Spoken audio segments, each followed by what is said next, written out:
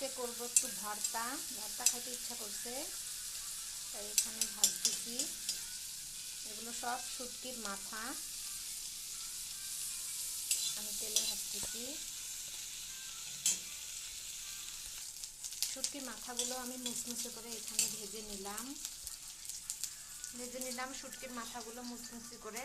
আর ভেজে নিয়েছি মরিচ, রসুন, আদা, আর এখানে ভেজে নিচ্ছি কিছু পেঁয়াজ।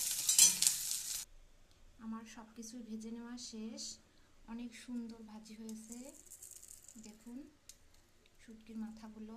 আর এখানে পেঁয়াজও ভেজে নিয়েছি, এগুলোকে আমি এখন এখানে পেস্ট করব।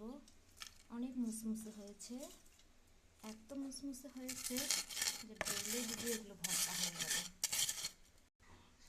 হয়ে গেল। এখানে আমার ভর্তাগুলো ডলে নিয়ে খুব সুন্দরভাবে মাথাগুলো ভর্তা করা গেল। খুবই সুন্দর হয়েছে, একদম পেস্ট হয়ে গেছে সব কিছু।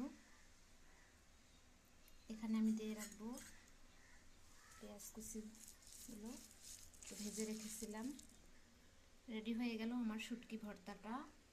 অনেক টেস্ট হয়েছে। আদা, রসুন, কাঁচামরিচ, পেঁয়াজ সব কিছুই কিন্তু ভেজে নিয়েছি, এখানে আপনাদেরকে দেখিয়েছি।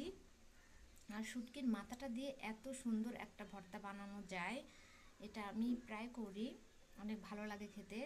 আমার ছেলে মেয়েও খাবে, সেজন্য অনেক অল্প ঝাল দিয়েছি। ধন্যবাদ সবাইকে।